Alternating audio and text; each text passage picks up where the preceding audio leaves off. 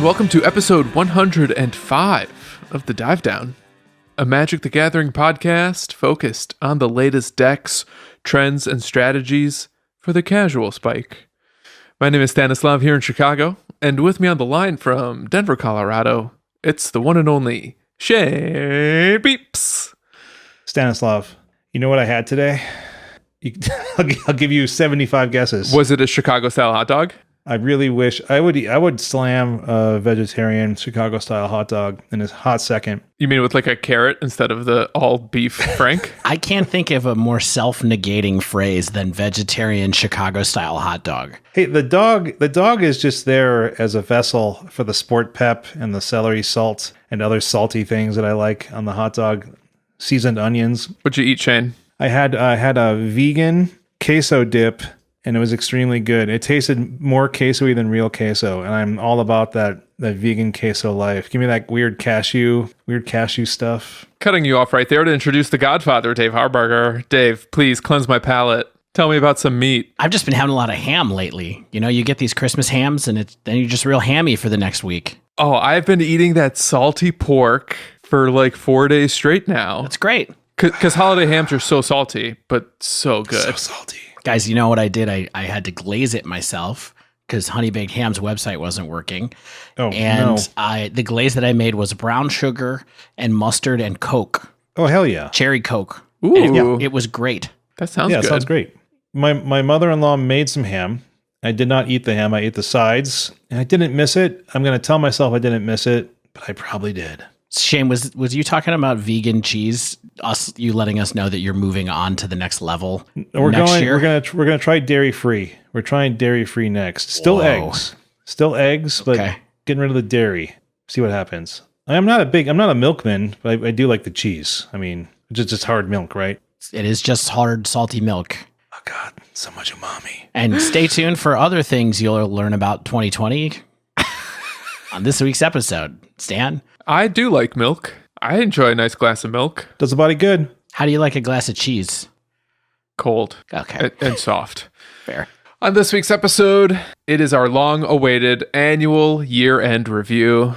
You've been waiting since last December for this episode, and it is finally out. I cannot believe this year is ending in 4 days. I know, I'm going to miss it. We're going to be taking stock of Magic the Gathering in the year 2020, perhaps a year that will live in infamy, even though nothing bad happened and we loved every minute of it. Don't call it a clip show, but it's basically a clip show.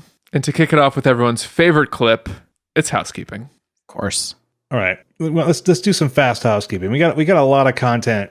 All right. So I think we should take our time with this part. Okay, yeah, the patrons. Daniel B, Purple Platt, Josh S. Thank you for joining the nation. Citizens of the Dive Down Nation, we appreciate you. Purple Platt, we see you right there in the Twitch chat. You've been there for a number of weeks, and thanks for finally becoming a citizen, getting your naturalization papers. Yeah, and just remember, before Shane gets to the Patreon plug, hey, we Twitch stream this every Monday night now. So come and check it out if you want to come and hang out. This is going to be a loose one, so you're going to miss the loose one. Next week, we're going to be back to our bookish ways. To our very strict formulas. That's right. Come and hang out at the Dive Down _Shane Twitch TV channel to see how the sausage is made. It's been a lot easier to do than I anticipated. We mess up less than I thought is really what it comes down to. I like to call the Monday night Twitch streams our weekly mustache ride. Do you? I think of them more as mustache assessments, but for the rest of the week. How prepared is your facial hair for the coming week, Stan? Stan, you're looking like a B+ right now. Seeming good. Oh, that beard's an A-. That's a sleeve minus for sure. Okay. Patreon, you can become a citizen of the Dive Down Nation. Head on over to patreon.com/thedivedown. Best way to support us. We appreciate all of you supporting us throughout this year. You know, earlier in the beginning of the year, I thought that we might, people's finances were hit in unthinkable ways, right? I'm sure a lot of you have had an impact on your life that you weren't expecting. Almost all of you have stuck with us, and we've had so many more citizens join the nation, and it's been awesome. The community has grown, has become stronger, has become more fun, has more voices in it. And for that, we truly appreciate you. You've made it so easy to keep doing what we're doing. And honestly, I don't think we can thank you enough. You make it possible for us to keep doing this. I think there's one last lingering thank you. Maybe I didn't hear it and it happened, but in case it didn't happen, shout out to Mickey S. for going up a tier in their Patreon support. Thanks, Mickey. I think he's trying to convince me to play a Yorion Neoform deck in Historic. Well, is Mickey S. a new patron? I haven't really heard his name in the past. This is the first we've ever mentioned a Mickey S. ever. Either Mickey S. Yeah, and if you'd like to support the show while playing Magic the Gathering, there's a couple ways to do that too. Of course, there's Mana Traders, the Magic Online rental service. If you use coupon code The Dive Down, all one word, you'll get 15% off your first 3 months of the Magic Online rental service there. Also, if you're on Arena, you can check out the Untapped Arena Companion over at untapped.thedivedown.com. That's right, we got a little vanity URL to make it really easy for you. You don't have to spend any money, just like all of Arena. Free to support the Dive Down by downloading the Untapped Companion software over at untapped.thedivedown.com. All right. And from here, this episode is just going to go right off the rails. Am I right? Immediately. It's gotta. Yeah. Stan, tell us how we're going off the rails. We rails. really should have prepared some notes for this one. Yeah, exactly. All right. So there's only 16 pages. Here's what we're going to do. We're going to reflect on the last year of Magic. We're going to talk about things like the novel coronavirus. We're going to talk about things like Historic. We're going to talk about things like our bad takes on cards and decks. And we're going to start that at the very beginning of the year, dial the clock back 12 whole months, January 2020, before COVID was a concern. What was life like pre-Rona? Man, I mean, for me, it was really a lot about still being really into Pioneer, looking at Theros Beyond Death coming out, looking at, I was planning on the big Pioneer GP in Phoenix in February. We had other GPs for Pioneer that we were excited about in Europe and Asia. And I think we were really excited about, I think, the coming year of Magic, right? Like it's just, it's a fresh start. And the coming year of just like existence generally. Existence, yes. Yeah, we were excited to go back to fan favorite plane of Theros, Always Sunny in Theros. There was a brief period where I fled the country for a couple of weeks. You guys remember that? Were you in Amsterdam? That's right. You like hanging out, dude, doing like pre-releases and like cool game bars and stuff? That was me. So jealous. Around the same time, we had Todd Anderson on to talk about Chonky Red, the hottest new deck in Pioneer, the hottest new format in Magic. Remember that? Like back when we would have guests to talk about Pioneer deck techs? Shortly after Theros came out, we did a deck dive on this new up-and-coming deck in Modern, Heliod combo. Whatever happened to that deck? Oh, wait, it's still one of the best decks in Modern. Yeah, I mean, I'm 100% hyped to play this in paper once we get paper again. Like I can't believe we called a lot of this, right? Like we were hyped about this deck. We called Conclave Mentor. We were hyped about Skyclave Apparition. We were on top of this one. Not that any of us played it on Magic Online. I'd never play this deck on Magic Online. No way. Never. All you have to do is right click and save targets. Shane, you're on top of a lot of Magic this year. You mentioned you made day 2 of the Pioneer GP in Phoenix. Well, I didn't mention it. It was gonna like at least 5 times this episode, though. So that happened. Talk about that later for sure. And then March rolls around. Yeah, I mean, it's just impossible to have a show about 2020 without talking about the novel coronavirus, right? And the COVID-19 pandemic. And it's probably been the most significantly impactful event of most of, if not all of our lives. And the effects of this are going to echo for years to come. And we want to respect the individual impact that this has likely had on every one of your lives out there. But we kind of have to focus on the impact it had on Magic the Gathering. So bear with us. We don't want to sound like we're callous or coarse or not sympathetic to that. I mean, it impacted all of us too. I don't have a job, right? Like this, this is some real deal stuff, right? People have had family and friends get sick. Hopefully not worse than that. But there's a lot of bad stuff out there. And we get to focus on the bad stuff of Magic the Gathering, which is my favorite thing to focus on. Why are we focusing on the bad stuff? It wasn't all bad for Magic. Okay, you can focus on the positive stuff, and I'll focus on the negative. Sounds like the reason we started this podcast. Yeah, and I'll jump back and forth supporting you both in your endeavors. I mean, when COVID hit, SCG Tour canceled. The GPs and all CFB events canceled. NCAA March Madness canceled. LGS play. I mean, Stan, you and I were at a tournament the week before. That's right. And you know what saved us? Hand sanitizer at every table. I mean, they tried. I definitely remember waking up that morning and being like, should I go to this? Where'd you Should go? I Remind still me. go to this? It was an abandoned old ghost mall. It was. Well, what tournament? It When? was SCG Regionals hosted by Chicago's Fine Pastimes Game Store, well-known tournament organizer in their own right. And yeah, it was at least, 200 people in the tournament? It was a big tournament. When did that happen? Like late Feb, early March? No, it was the week before, maybe, Oh, or crap. maybe 2 weeks before the shutdown actually happened. So I feel like Stan and I were at one of the last big paper tournaments, certainly in the Chicago area anyway. That's wild. But we found a way around this whole mess, and all of a sudden, both high-level and independent online tournaments became uncanceled. Nerd Rage Gaming in Chicago started hosting MTGO events. I got to play in one of those in a special invite-only event that then got streamed later on. I did not do well. We've mentioned this on recent episodes. The SCG Tour is now online. Mm-hmm. Lotus Box introduced a online tournament series. Mana Traders did. Mana Trader is one of the big ones. Probably the most cash someone could make winning a Magic online tournament right now. That's saying something. Of course, there's the Arena Opens that Dave spiked recently on his path to the Pro Tour. Yeah, and then even the members of our community who we've talked about so many times stepped up and put together their own tournaments to be able to interact with each other online and scratch that Magic paper itch. Even, Spell Table, I'm sure, play groups all over the world were doing similar things. And I think that, this really became it was certainly a nice thing for me to see as part of the community. I haven't been able to go to a lot of the events, but I think that it's probably helped a lot of people out with just feeling like they were so connected to each other at a time that you can't really be face to face anymore. And so I think that's a big positive.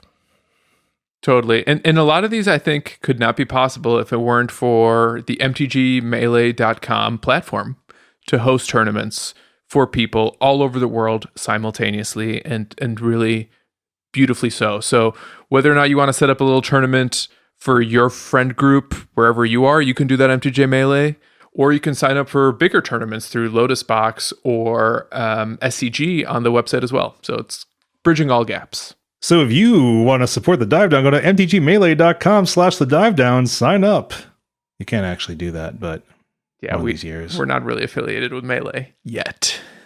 Yeah, so this lack of paper tournaments had a significant impact on some of these formats, and maybe all of them in some way. Like let's start with our first format, right? Let's talk about Modern, and potentially let's focus a little bit here about how lack of paper tournaments might have impacted Modern, because I'm kind of unsure how to look at Modern this year, right? Like it feels like it's always, to me, just been there and been fine and been consistent. And then I look at the year we actually had of Modern, and it was a little bumpier and crazier than I remember. Like in January, we had some big bans. We lost Oko, which we kind of expected would happen, right? Yeah, no surprise there. Yeah, Mycosynth Lattice, which was a big hit to the Karn the Great Creator sort of based strategies, and the ban of the surprisingly resilient Monk's Opal. It's a card that people have seen as on the bubble for years even, finally went in January. Yeah, and this was a huge shift to the metagame, right? I mean, I think people forget a year ago, we were talking a lot about Warza, and Affinity was floating around, and, Oko Hardened was Scales. everywhere. We didn't think Oko was going to stay, but yeah, Hardened Scales was a staple. Exactly, Stan. Lantern Control. Yeah, all of those Mox Opal decks that made up such a huge portion of the metagame, I think when you really think about it, were just suddenly gone one day. Mm-hmm. Yeah. I mean, that was a big shift to the format in general. And then in March, of course, we lose Once Upon a Time just because it's such an insane card. Yeah, I'm still sad about that one. Realistically, For some reason, I'm just like, I miss it. I do. Was there ever a card that the instant it was spoiled, people were like, this card is a goner, like so quickly, besides maybe like Underworld Reach? I mean, I think those are two prominent on the list for sure. Yeah. We lose Astrolabe in July, another sort of hit to these multicolor Blood Moon semi-proof artifact-based decks. And so, like, it's tempting to think 2019 was a wild year of Magic to me, like at least in my headspace, but we only had 4 cards banned and 1 unbanned in Stoneforge Mystic last year.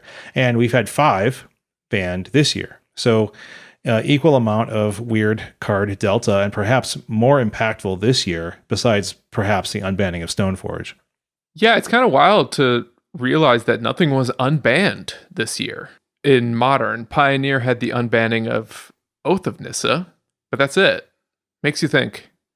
Yeah, I mean, I think there's a lot of people who are hoping that a few things come off the ban list. It's certainly a popular topic every time we roll around to when there's going to be a banned and restricted announcement. But feels like forever since we've even had one of those. Yeah, totally agree. I mean, there was a lot of people saying that maybe Splinter Twin was going to come off the list towards the end of, August or whatever. But yeah.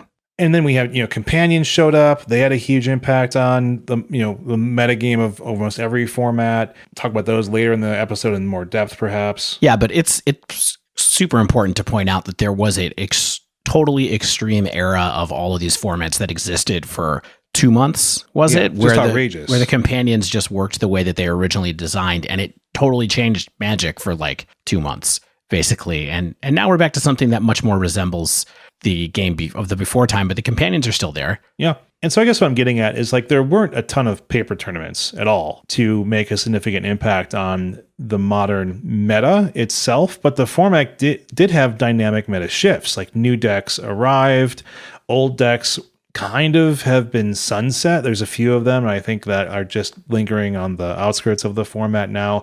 And players are still seemingly and continually, interested in it and playing it often. The modern streamers get a lot of eyes on them. People still talk about the format. People still play the format. Do you think this year contributed to Modern in a positive way? Is the format healthier or more fun now than where it was this time last year, or has more harm been done? I think one thing has clearly contributed to a more fun Modern, I think, or a more open in some ways Modern. I think there's a lot of different ways to dance around this, but I think the lack of pro player attention on this format has ultimately been proven to be what I think we all actually want out of Magic. I think we don't want it to be a pro tour format, and so there's been less consolidation, less eyes trying to think about making it into like, how do we break the format in a new way? And I think that's been good. There's been a lot of brewing. I think a number of people have kind of shown that there's like wild, weird deck diversity going on in Modern. There are a lot of shells like innovating around certain pillars of the format, but I still think that if you look through a general 5.0 list these days, you're going to see some wild, interesting stuff almost every dump, basically. Do you guys remember who won or what deck won the last Modern Pro Tour? Pro Tour? Well, I don't even remember when the last Modern Pro Tour was. I think it was Tron. Was it Green Tron? Mono Green Tron, yes. and that's what you're afraid of, Dave? Too much Tron? No, but it's just in the past, that's been a platform that has broken Modern a number of times and also forced people into more defined lanes, I think, where I think that right now we have a very, they used to call it the long tail. I think what we have is a really long tail in Modern right now, where there's a few decks that are kind of high and a bunch of decks that are very low in meta share. And that seems to be like a fun experience for most people, I think, when they come into Modern, because there's a lot of what you can do with this Eternal format is pick a deck that emphasizes your character, like your personality, and kind of stick with it. You can have an identity there. We've talked about this a bunch of times, and I think it became a little more true over the year in some ways. Now, there are some problems on the horizon, I think. I think there's always problems on the horizon in a format like this, but I think it's been kind of positive. Yeah, like one thing that I've personally found interesting, and I think I kind of like it, but I'm not sure if everyone does, is that some of like the old stalwarts of Modern have almost officially been outclassed right now. At least until maybe bans happen. Like, look, I mean, these decks will show up and they're going to win now and then because Magic is a thing. But let's look at, here's some stuff that's less than 2% of the meta according to Goldfish right now. And they get a pretty large swath of data, right? So we have got Grixis Death Shadow, Urza, 5-color Niv, Devoted Devastation, Azorius and Bant Stoneblade, Eldrazi Tron, Panza, Jund, Dredge, Burn, Humans. These decks are something that you may have seen at 8 to 10% of the metagame at some times. And I think there's a lot of reasons why this is the case. And I think Dave got to some of those earlier, which is like, one, there's sort of no tournament consolidation where people are like, oh, this is a 60% deck because I have so much data showing me that's the case. And I'm going to play it because I know it's like the best deck. But what other reasons do y'all think like we're seeing sort of this flattening of the meta? Before we do this, I want to know. I want to hear why you like this. Oh, like why do you want to bury these old decks? And I also have some problems with your precepts of the argument as well. But go ahead. My goodness, a precept. That might not be the right word. That seems like a bad word. So why I like it is like, I think seeing Jund in 2020 is just kind of boring. Like, but in like full seriousness, like I don't feel like people who bought into a deck, like let's say 5-color Niv, should feel like their deck is trash now. And that like Pillar of Perunes was like a dumb pickup on their part because they were under the impression that Modern was a less dynamic format than it has seemingly been this year. But I'm also willing to bet that like 5-color Niv is a fine deck, and the dedicated fans of the deck versus people who sort of bought into it because they thought it was like the best tier 1 thing to be doing for a month. I think that those people are still fine, right? I just like some churn. Like even Humans was briefly back like as sort of a tier 1 deck for like a month or so, like a few months ago, maybe until like the 4-color Uro Omnath piles proved too challenging for it. But that's kind of like where I am. I think the churn is interesting. Yeah. Well, I think it's weird that we're talking. I think that we both like the outcome of having more decks in the format, but I would challenge the notion that something being 2% of the meta means that it is out of Modern. I guess I'm looking at like the delta, like from where it began to where it is. Yeah, but I have some numbers to back this up that shows how many decks are still live in a format, let's say. Give me the numbers. So I just think that this is a good indicator of format diversity more than anything else, realistically. And so if you think about like the way that the formats work right now, I have some back of the napkin math here from Goldfish's recent meta page, which is not always the best math, but it's kind of the best data that we have right now. The concentration of the meta in Modern is the lowest of any of the formats right now. Okay. The top deck, according to Goldfish, is Uro Omnath, which is 6.1% of the metagame at the moment. It's the only major format with no deck above 10% of the meta. And when I say that major format, I'm counting Standard, Pioneer, Historic, Modern, and Legacy within that. Modern is the only one that the top deck is not 10% or more of the meta. So if you think about that number, it's the only one that's less than 10%. The other number that we bring out is that there are 31 decks on Goldfish's metagame page that are above 1.0% of the metagame, supposedly. 31 decks, which I think is amazing if you really think about it. Because if you compare it to Pioneer, where the top deck in Pioneer is 31% Omnath with only 18 decks above 1%. Historic... Do you think 13? Is that 13%? Because Historic, I thought, has like 31% Uro. Yeah, this is Pioneer. Right? Yeah, Pioneer has 13.4% of Omnath right now with 18 decks. Historic has 31% with Uro Mid being the top deck there. There's only 12 decks above 1% in Historic, according to Goldfish. Now that data is suspect, I think, a little bit more on Goldfish for Historic. And then Legacy is 12% Snowco with 30 decks above 1%. That's impressive. So Legacy is close to the same diversity, but not as much, but some more consolidation at the top. So I think this is a sign of like what we've said is that Modern has kind of decent format diversity right now. And in some way that's like a self-fulfilling thing, because if less people pick up the best deck, then diversity kind of maintains and people can have their fun, basically. And I'm totally okay at this point with Modern being like the place where we go to have casual Spike fun. That's kind of what it feels like it's returned to in some ways. And I've seen lots of cool things come over the last year. Now, if you notice from what I said, all of those decks have Uro and Omnath at the top of the list, depending on what's available in their given formats. For example, Omnath is suspended in Historic, which I think is problematic in itself. But I think this is a great thing. I think it's a good format right now, even though there's some frustrations playing against some decks like Oops All Spells and things like that. Stan, what do you think? Like, what's your take on how Modern evolved in 2020 and where it stands right now? I think so. Dave makes this interesting point about with the lack of Pro Tours and the lack of professional level attention to the format, you see less consolidation toward what a potential or perceived best deck is. And I think there's a little bit of flip side to that, where while it's certainly good that we have this huge long tail, I think the thing that we're missing is as a result of the lack of any paper play and most Modern events being consolidated to a finite community of Magic Online players, is that you have a lower rate of innovation. And I think what you end up is with people like Aspiring Spike and maybe some other streamers whose whole goal in their Magic career is to try to find new ways to innovate and new cards to break. You don't have as much like Team Channel Fireball doing that. And I think that's kind of a whole level of Modern that we are missing this year, for better or for worse. And I kind of agree with Dave that maybe it is, in the grand scheme of things, for the better, because it makes it a much more welcoming format to the likes of us. But let's not pretend that we haven't lost something either. Yeah. Yeah. I mean, I miss a Grand Prix. I think once we get back to paper, maybe towards the end of next year, and there's some Grand Prix where we see kind of like how much Modern has really changed in that time, I think it'll be interesting.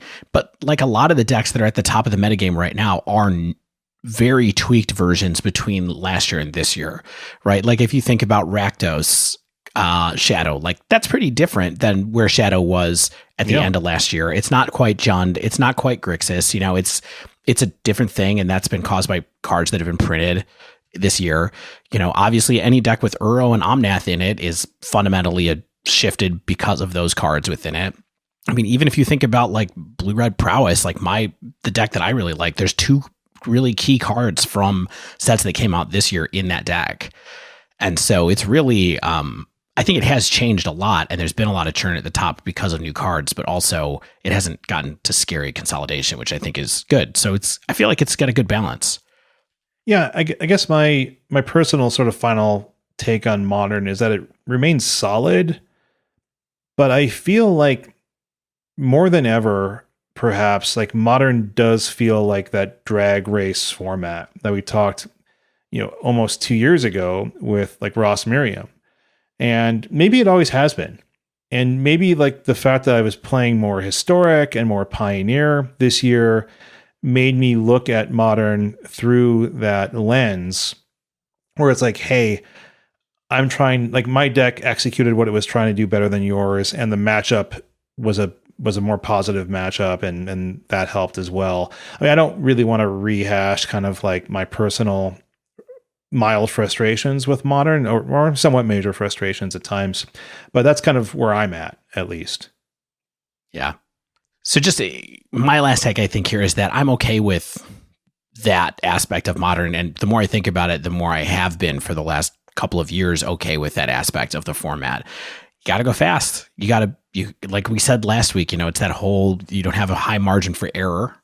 And sometimes there's not a lot of agency in certain games, but in other ones, you find this really interesting, complex and subtle way to adjust the outcome of your game. And I think that's what the format is about. And it's about power, like raw power, and how you have these kind of two raw, powerful things match up against each other, and where the tiny edges that you get, like that's what it's about. And I think if you are a deck tuner, I think Modern is a format for you, because I do think that you get a lot at your edge in your deck construction and your deck selection and your metagaming ability.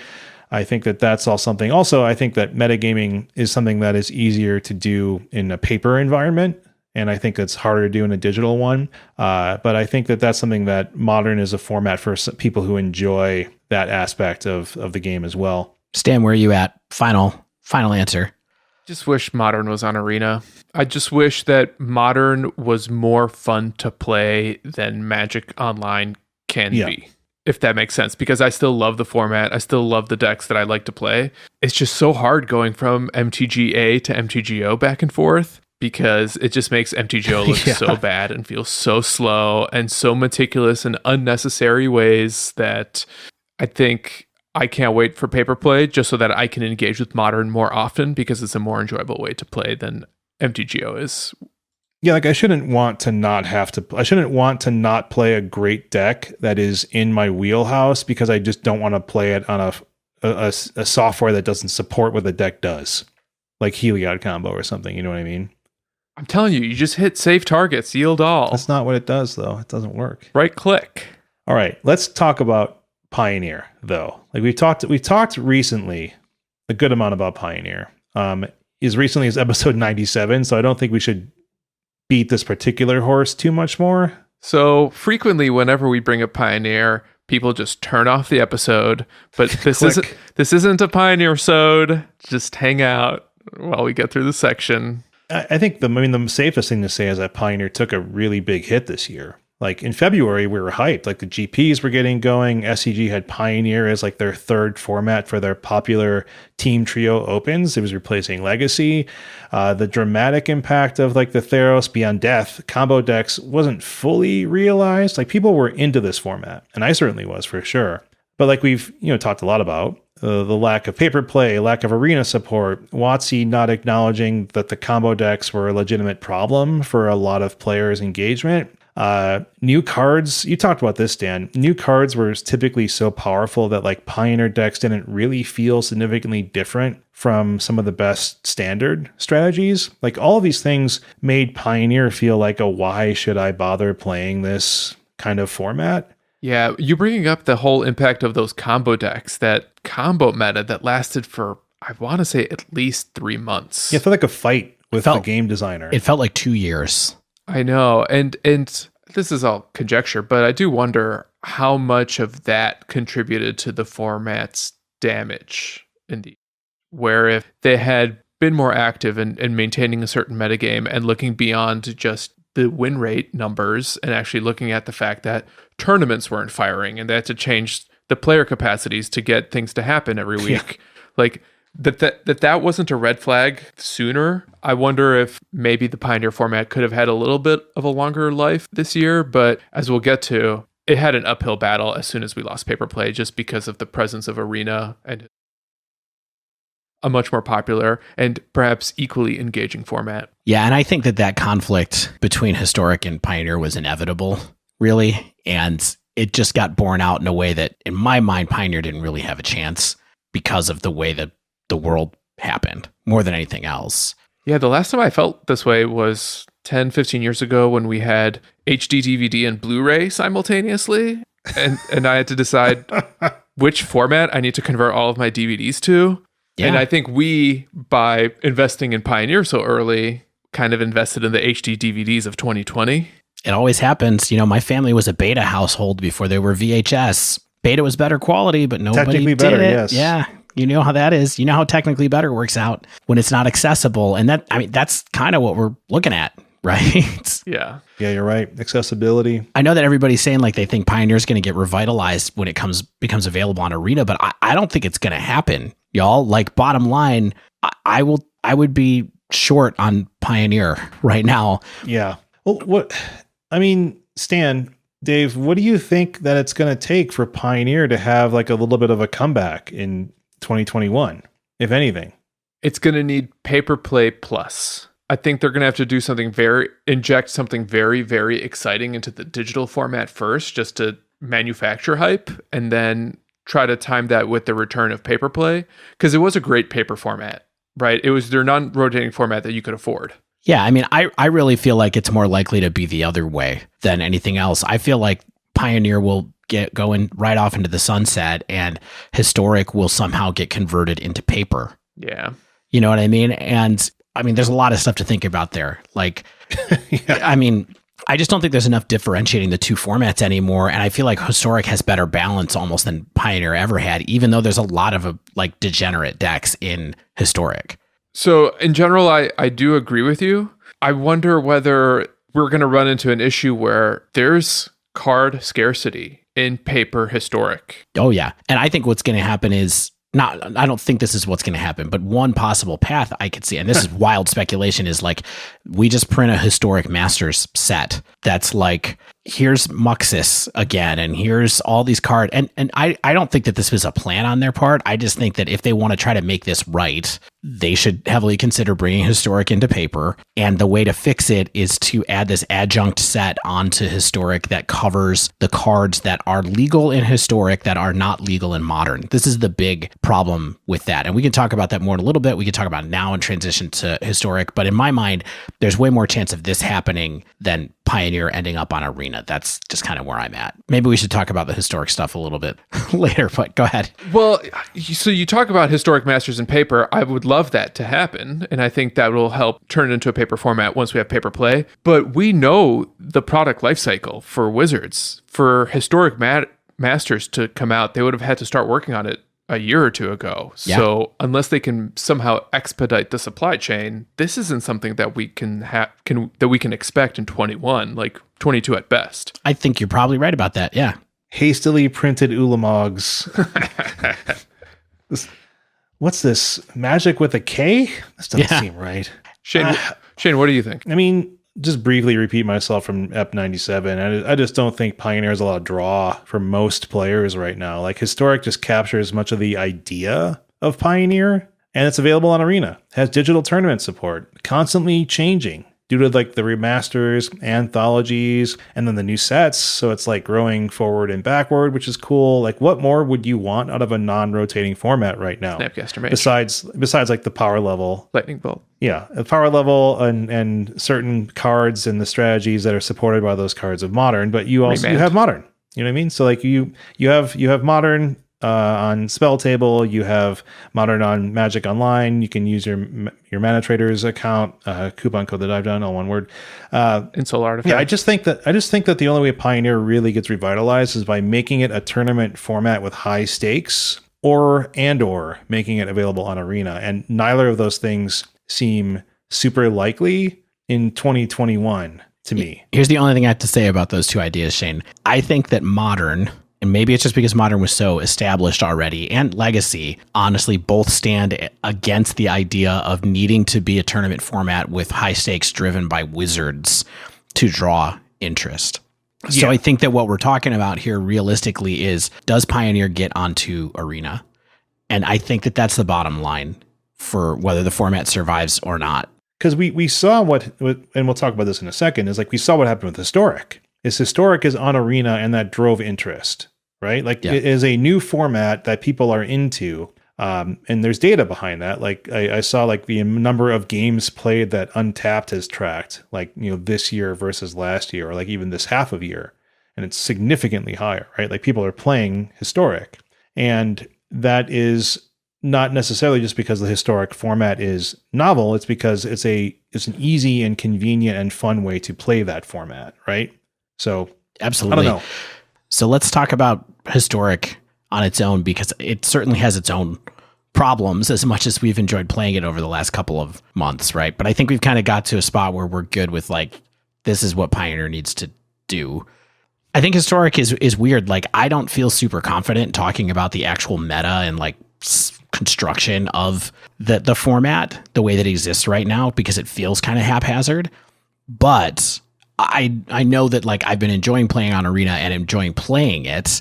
So it's a weird contradiction where part of it is like, maybe I just enjoy the fact that there's a good amount of unknowns to me when I'm playing it still. Yeah. But yeah, I mean, Historic is, whether or not like this format could stand up to the rigors of constant tournaments, or like, let's say Historic was like being put through the ringer of SCG. Like every third weekend or something like that. Yeah. Right? I mean, Like, Lawson just mentioned this in the chat, so I definitely think that it's a good point. I do think that Historic needs more decks in the pool. That's a big thing. I don't know how we get there, but I do think there needs to be more decks in the pool. Well, we know how to get there. Keep growing in the directions that it's growing. Like, I think they're working toward that goal in theory. Yeah. Depending a little bit on what future card design looks like too. the most important thing about Historic to me is that it's fun. And I've played hundreds of matches of Historic over the past like 5-6 weeks. And I haven't played that much Magic in a long time. And like you said, Stan, it's a fun and easy way to play Magic when you have time to do it in like a way that you want to. And I think that that's a really important thing right now. Yeah. For me, at least. Absolutely. I mean, most of my problems with Historic are around Arena itself. They're not really problems with the format other than potentially banning some cards or even suspending cards that just need some time on the bench before they can come back into a slightly powered up format, like Sure. Uro, right? Like, I mean, we look at it and we go like, maybe Uro should go, but they do have these interesting experiments that they do, like the Historic Shakeup, where they're like, we're just going to ban all these cards and see what happens to the meta without it. They let us do the playtesting. Now, I wish that we had a chance to see what the results of that event were like. I'm not sure what they were off the top of my head, but we'll never know. Maybe we will when they make some suspensions, right? Tough to say. Yeah, that's a good point. But yeah, I'm excited for more new cards to get into the meta and make new decks. What I really want on one hand, though, is I want the arena economy to like make a little more sense than it does somehow. Like, can we buy some wild cards? Is there something else that we can do? Like, I don't even know if I care how much I have to pay for them. Like, can we figure that out, Wizards? Is that fair? Is that going to destroy the money-making machine for you? Like, is there some tweaks that can happen to make that make more sense? I don't know. I mean, what do you guys think about like the economy in general now that we've been a part of it for a little bit? I have significant concerns about the economy, especially as the format grows, because we saw what it was like to sort of buy in to the format now. And as the format gets larger, it will probably take a little bit more money every time. And as we talked about, the majority of what you're buying is essentially wild cards, just through the mechanics of opening packs. But opening packs, you still can pick sets that give you more playables than others, where you can maybe get those shock lands you want, or maybe you can get those triumphs that you want, or powered up mythics and rares and stuff like that. But you won't be able to spread yourself as thin and still get those cards. So I think it might just sort of have a scope creep that is not comfortable for a lot of people. And so maybe it turns into a buy this anthology type pack of just card, like a Historic Masters in digital form, where it's like, these cards have been purchasable for 3 years, so you can just get them on sale in this anthology pack. And people who already have had them, you've been able to enjoy them for 3 years, so no skin off your back, we hope, type thing. And more people playing is better than not, but people will find a way to complain about that anyway. I don't know. I think there is a strain on the economy end of things that I don't love, and I don't have a good solution. And I don't think WotC really cares about the solution as long as they are making a good amount of money. Yeah, and bottom line, I hope they are making a good amount of money, because otherwise they're going to stop putting money into the platform. So like, if I enjoy playing Magic on it, they have to make money off of it. Like, it's not the best argument, especially for some of these like loot box kind of practices that people are really sensitive to these days. But it's worth keeping in mind that there is a bottom line attached to it to keep it going, that they need that. Yeah, I don't want to sound like I'm some sort of like anti-WotC capitalism type thing, but I do think that we have seen WotC's practices be push as hard as we can push, and then when it breaks, repair that bridge as well as we can, and that's not a great pattern. Yeah, 100% true there. What's weird about the arena economy that I think may never be fixable, but may also just be the fact that I'm used to an alternative, is that unlike Magic Online, Arena is a one-way street, and it's a total black box. And once you put money into Arena, you're never, ever getting that back. And perhaps in that way, MTGO is a unicorn. You just got to cash opens, then you get the money back, Oh. No problem. That's what I mean? That's the way out. I just wonder if my expectations are unreasonable because MTGO was such a unique platform in the first place. Yeah, I mean, people forget, or maybe it's not brought up enough, but MTGO was the first digital collectible card game platform, and it was out well before many other platforms. And they had a lot of other stuff that they had to think about when they developed it and decided how they were going to implement it, mostly that they didn't want to freak out their LGS customers about like what's going to happen to our economy. So that's part of the reason that Magic Online was created, to reflect the paper economy so much, and also that you were able to cash it out for cards. I mean, there was more of a trend at that point in time to have like digital objects be able to be turned into cash more easily. Like Bitcoin? Well, I was thinking about like EverQuest and things like that, you know, like selling stocked up characters in World of Warcraft and that kind of thing. So it was a different time. You know, you used to be able to you used to be able to more frequently convert digital Magic Online cards into paper cards, and that's much harder to do these days. So, I mean, look, I think we all have pains around the economy. Hopefully it continues to get a little bit more value based for the players. We'll just keep shading it that way as much as we can to where it's a good balance for everybody. But hopefully that gets better.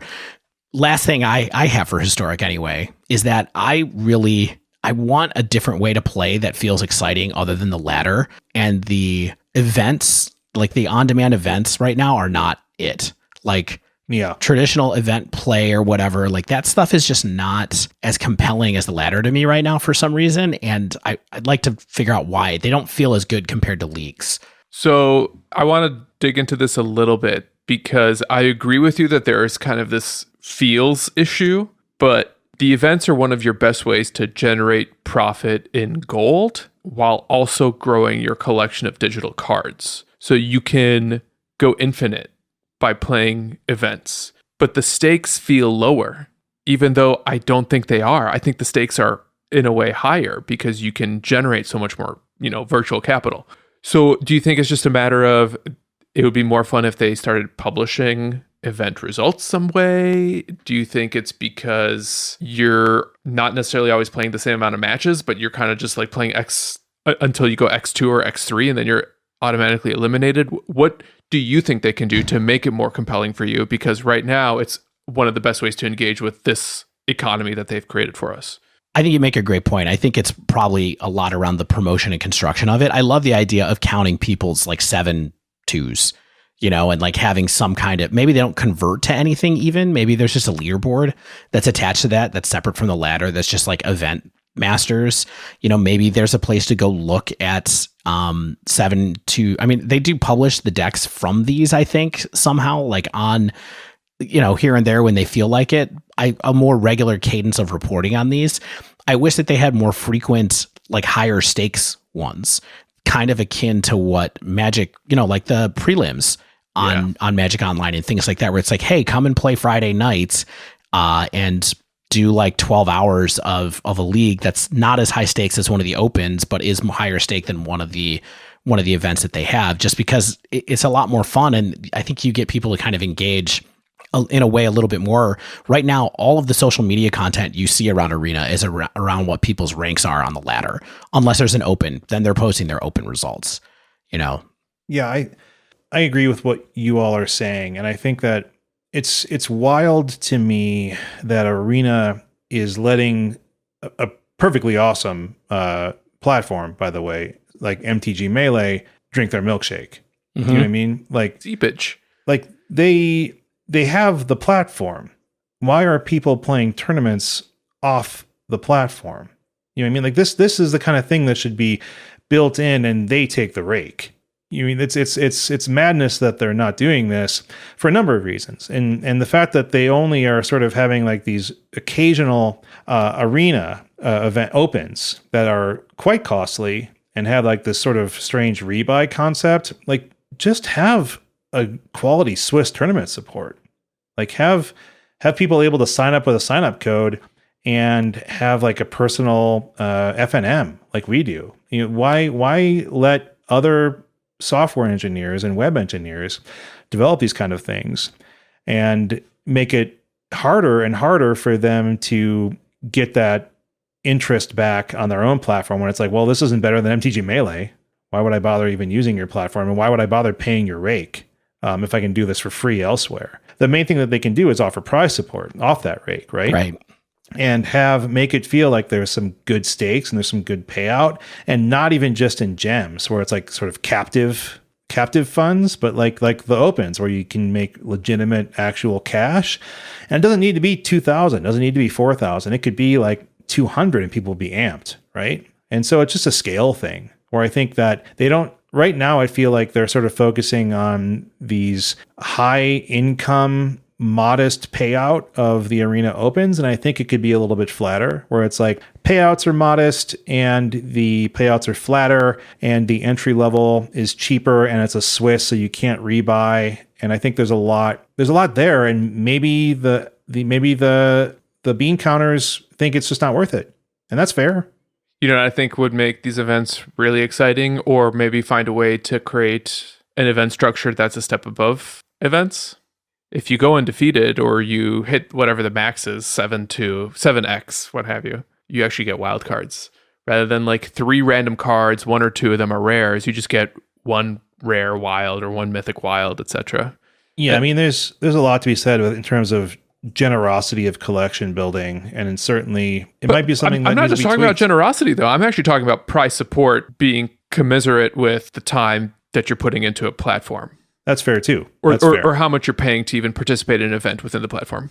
So that's kind of like, it's nice to talk a little bit about arena as combined with historic as well. Like let's tie a bow on this historic stuff, and as we come to the close of the first hour, what are some things that you maybe don't want out of historic next year, or are concerned that could make historic less enjoyable?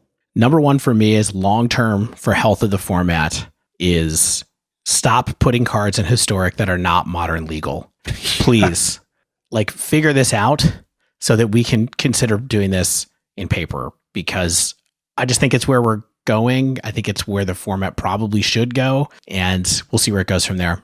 Yeah, it's weird. Like, people talked about Muxus in Legacy so much, like as soon as it came out, I really thought Muxus had been printed before and was like already in Legacy. I didn't know it was a brand new card. Like, that's how clueless I am about Legacy play. But yeah, we have these captive cards that are only in Jumpstart, and right now, like, basically only in Arena, and of the Allosaurus Rider, of Muxus. There's some other cards that don't see a lot of constructed play for our formats, but yeah, like, these are some issues. Like, it's not a great trend. Yeah, I mean, the flip side is to make Jumpstart legal in Modern, which I am not a fan of either. Nah. So just to be clear, not really a fan of that. Stan imagining what Allosaurus would be like in Modern Elves. Seems not bad. Yeah. I mean, but when they said this whole thing originally that Jumpstart was going to be in historic, I was like, this is going to be a problem for a while. And now it's a real problem, I think, because people have affinity for the format, and I think it's going to go from there. But besides Muxus, you know, like, Allosaurus Shepherd did not make historic elves some powerhouse historic deck either. Like, it's good, not great. Maybe it's fine, not good. Yeah. Muxus, I think, is the big one. Allosaurus Shepherd, that creates problems for Legacy elves, right? In terms of like availability and cost, blah blah blah.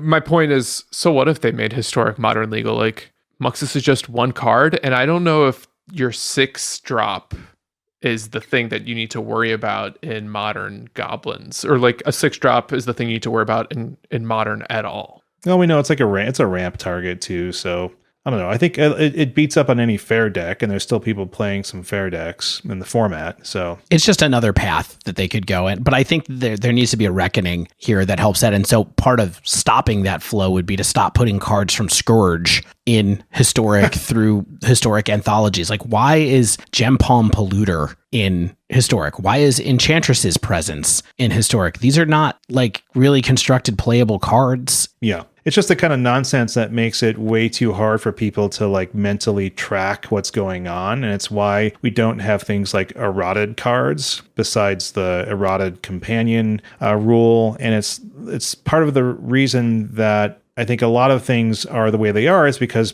Magic is a paper game. And when you can look at set symbols and you can look at just the card frame and a lot of times for things like Modern, I think it is challenging for you to say, or for WotC to say, hey, Historic's now a paper format, and Gatherer stills even tell you what's legal and historic. Right. You know what I mean? So yeah, and Scryfall's better at telling you, so just go use Scryfall instead of Gatherer. You know? it's not something that I think is a great trend, and it doesn't seem like there's a lot of investment in moving towards historic as a paper format, and I'm kind of afraid if it moves that way. But yeah, I agree with you, Dave, that I think like sort of tighten up the goal of historic maybe, or be more clear about what the goal is. And like, if it's to be fun, then maybe make it fun in ways that are easier to translate to people's collections paper wise, if we're going towards that. I don't know. I don't know if this is a historic specific problem, though it relates. I'm nervous about new cards from future sets. And, the way that Pioneer turned into a 2020 format, not just it came out in 2019, but it became all about 2020 cards in a lot of ways. I worry that the same fate could befall Historic if each year's power level continues to eclipse the previous year. And I get a little bit of peace of mind from the fact that Pioneer or Historic is growing backwards and forward, but it would have to go beyond Return to Ravnica to escape that problem, apparently, because that's how far Pioneer goes, and we know where Pioneer is at. Yeah, I mean, think about the actual impact of Kaladesh remastered. It's not that significant. Like I think people were really worried about mono red and some other strategies that would be supported by Kaladesh cards, and I think Kaladesh has kind of just been another set that's had some nice playables, but it hasn't blown things wide open. And Kaladesh is considered one of the most powerful sets of recent memory. Paradox Engine. Yeah, I was gonna say Paradox Engine is got a big target on it right now. I also think that the Mardu vehicles deck is pretty legit, and so there's Toolcraft Exemplar, and I think there's plenty of cards out of it that are okay, right? Yes. Well, I guess you don't need to pick apart my comment. My real comment is that that new sets have been more powerful than old sets by significant margins. Yeah, I mean, everybody likes to go, I hate fire design. It's like, I don't even know what era we're in right now, but stop making your Mold Drifters Bane Slayers. That's basically the story, right? Yeah. Like stop having Bane Drifters. I play that card. All right, guys, that was a fun little reflection on the last year of Magic. We do want to reflect on the last year of diving down into things, but I'd love to take a quick break. Maybe we can grab a glass of water, cool our jets a little bit, because I think we're a little steamed. And when we come back, cooled and collected, we can talk about some of our favorite episodes of the year, our favorite and least favorite decks, cards, what have you. So stay with us and we'll be right back.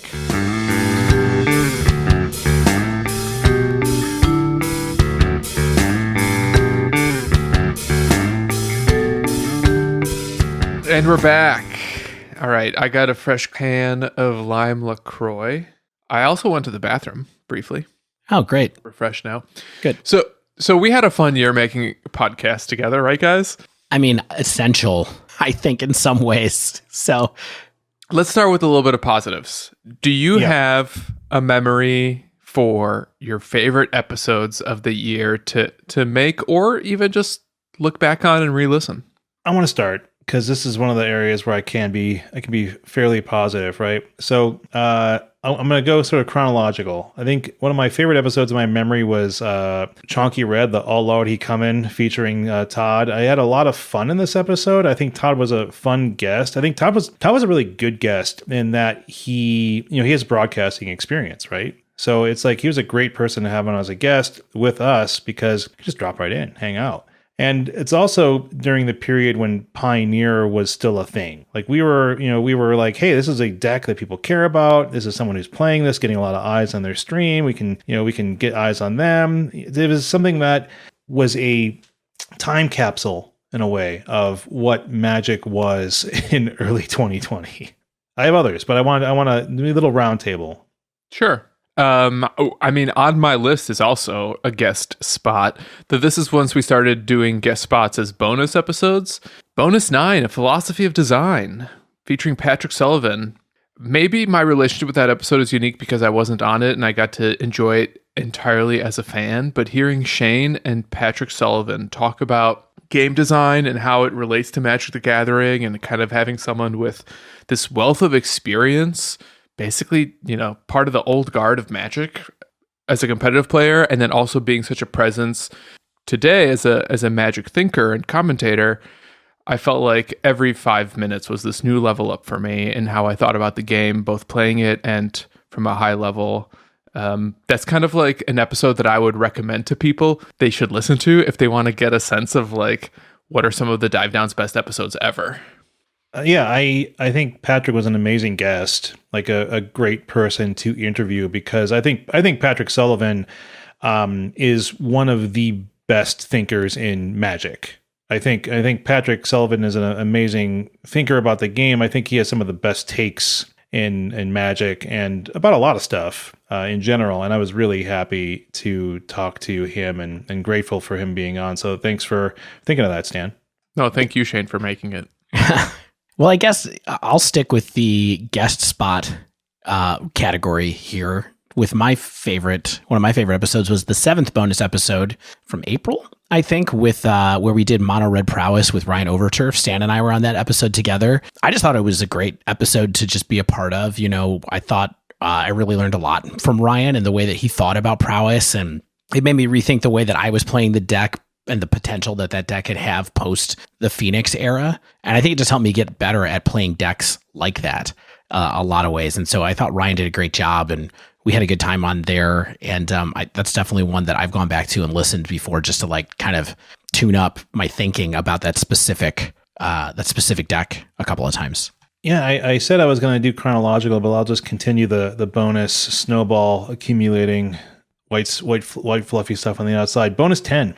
Songs about cards with MTG Remy. Like, I thought it was such a fun episode. Like, Stan, you and Remy, I think, had great rapport. Remy is just a really clever and like nice seeming dude. I think his songs are really clever. I think he's a nice part of the community, and I enjoy listening every time he's got a new song drop. So I thought that was a great episode and a great interview. Thanks. Remy is a true, rare, one-of-a-kind person. I've since emailed him just random questions out of the blue, just about YouTube and stuff. And he always just answers my questions and says, "Hey, Stan, hope you're doing well. How are things? How's the weather? Here's the answer to your question, but also let me know how you're doing." And it's nice to encounter people that are just so genuine and friendly and loving. And I love Remy. Wow. What a statement. Yeah, I think we were really lucky that he was willing to take the time, because he's such a positive force in the Magic community, and being able to share that with as many people as possible, I think, is important, especially this year. Not to butter our guests' bread too much, but one of the other episodes on my list of favorites from this year is the Modern Blue Moon bonus 6 with the pen sword, Jacob Comiskey. That was a fun one for me because I got to talk to a deck master about one of my all-time favorite decks to play in Modern, period.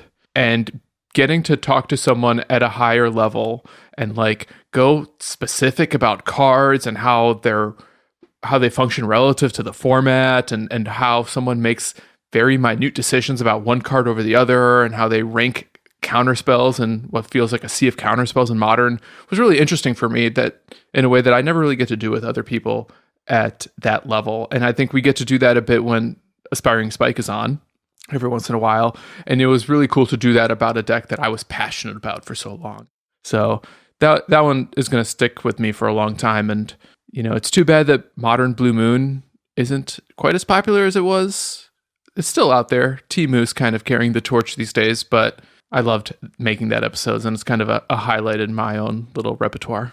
Yeah, I'll just say really quickly, these bonus episodes, when we do manage to get them out, the ones that we have guests on, I think are really good. And one thing that's interesting is they have lower downloads and listenership than the mainline episodes. So I would say if you're someone who skips those, you should go back and check them out. Like, especially the ones that we pointed out, just because I think that they're really good looks at kind of other Magic minds than ours. And certainly you can encounter those people in other places. But I think that we're decent interviewers. And so I think that, it's kind of a fun combination in some of these cases. Like, I've never heard an interview in a Magic sense quite like the interview that Shane gave to Patrick, and so I think that that's a thread that runs through some of the interviews. So I think if you do skip those or have skipped them, I go back and pick one that you're interested in and give it a listen. Yeah, the Pat Sullivan one is evergreen. I think that one will be relevant for years. Yeah. When Shane is long dead. One more episode you like, Dave, and then we can move on. All right. So one of my favorites was We Did It for Science, Volume 1, The Titanic Power of Uro and Omnath, because I love the concept of hate playing decks. I just thought that it was fun to see us all squirm a little bit and try to figure out, like, do we like this? Do we not like this? Are we bad people because we like this stuff that is clearly making the game a little bit worse every time someone plays it? But I thought that was a fun episode. And I also think it's good for us to push ourselves to play decks that we don't normally have preferences for, because the three of us do have really kind of specific tendencies. And those don't always align with what's super popular. And so I think it's something that we should keep in mind, is like, we have to, part of last week when I suggested that Shane try some Primeval Titan is like, we got to get in there. Got to have some Titan chops on this podcast. Yep. Gotta expand those boundaries. All right. We talked about our favorite episodes. Let's talk about kind of a specific category of episode. I think one of the ones that we have always liked doing the most and maybe kind of put us on the map early, and those are our deck dives. Stan, why don't you go first? So this one might be a little surprising, but the one that I think is nearest and dearest to my heart for 2020 was episode 88, Gift Storm, A Modern Ritual. And perhaps it's for a couple of reasons. One, it was my first time revisiting my very first deck in Modern. So I've changed a lot as a player since Modern Masters 2017 came out, which is when I got into the format and started with Storm. So I got to capitalize on all of my learning in a way that I don't get to do with our other deck dives, because most other ones, it's a pretty clear slate for all of us. But Gift Storm was a deck that I got to relearn how to ride the bike, so to speak. Mm-hmm. So that was kind of cool in and of itself, but it also motivated me to just rebuy the deck in paper, because once upon a time I sold off all of my Gifts Ungiven and Past in Flames, and then when it was time to actually do this episode, we were doing it in the summer. It was still warm out, and every once in a while I would play paper Magic in my backyard with some of my friends, and the scheduling lined up in such a way that I got to work on this episode while playing in my backyard with my buddy Martin, and it was a good reason to spend, I think, like $25 to just rebuy the pieces I needed for Gift Storm. And now I have Gift Storm laying around. It doesn't compete with any other decks, and it makes me happy that, I got to revisit that deck, kind of come face to face with the expertise that I've developed over the last few years, and kind of not shy away from where I came from. So you just like excuses to buy decks, right? That's a part of it, yes. I don't think he likes excuses to buy decks as much as you do, Shane. But that's one thing about 2020 is definitely different, is I've spent thousands less on Magic the Gathering cards this year. Holy moly. But Dave, you? I think I spent about the same, actually, weirdly. Wow. In some ways. What are your favorite deck dives, Dave? Okay, I have two, and they were actually episodes that were right next to each other. The first one was episode 84, which is the Many Moods of Mystic Sanctuary. You're calling that a deck dive, huh? I mean, it's a dive. It's a dive. We call them card dives, right? Yeah. Like we've not going to argue. Yeah, we've done a couple of these in the past. We did one that was all on Chalice of the Void. We did another one that was all about surgical extraction, which I think was a really interesting one. And I felt like Mystic Sanctuary was another card that kind of deserved the same treatment that we had given those. And I think those things are rare. We only did, I think this is the only one that we did this year that was kind of in that vein, if I remember right. And I think that, it's really interesting to be able to talk for 50 minutes about the intricacies of playing and building decks around a single card, a card that many people think is a problem in Modern. And I'm somewhat inclined to agree, even though I think it's a card that's very good and very powerful, and very much goes into decks that I like to play. But I just think that it's great to give us time to ponder how a subtle little effect can spark a huge change in a format. And so I think that was a really cool one to do. The second one is that, of course, the episode right after that, episode 85, we got to talk about all of the different flavors of prowess decks. 3 different prowess decks in that episode. And yeah, we got to talk about the weird builds of my favorite decks at the moment and what's continued to be my favorites. And like, I just thought that was another one that was kind of a long time coming from us, and was glad that we did it, and did it in a way where we just didn't talk about a single build across the whole thing. We talked about multiples. Yeah. I had a hard time with this question this year. Like if anyone couldn't tell, we're repeating most of the questions from last year, just kind of like repeating the format. I think it's saying a lot that people would have any idea what the format was from last year. Yeah. I mean, in terms of podcast production and perhaps like our evolution as podcasters, I'm curious if you all agree here, but I feel like we didn't lean as hard on doing deck dives this year. Like if I counted correctly, we did about 10 true sort of deck dives, and we did 16 last year. That's a pretty significant difference, right? I think part of that reason is like we weren't really just sort of getting off the ground. Like we were hitting all the big players in Modern early on in our run. But I also think we've been more creative in our episode concepts and our episode topics. We've also had 2020 to navigate, which is sometimes I think left us more interested in like the meta aspects of the game rather than focusing on just particular decks that are doing well or seem interesting. But I also think that Magic maybe thankfully like wasn't in a place where we were given too many like new crazy decks that we felt like we had to cover. Like, you know, when we see something like Mono White Taxes coming back, or Oops All Spells appearing, or Winota appearing, or Jeskai Luka, or like Orzhov Auras earlier in the year for Pioneer, you know, we did all that kind of stuff. And we even had a good reason to revisit Modern Dredge, and that was a fun revisit, our first sort of repeat deck dive. But like, you know, I think a sort of just meta commentary on like the concept of deck dives. Like, I don't really know what my favorite one of the year is, and I'm glad that we still have lots of opportunity to do them.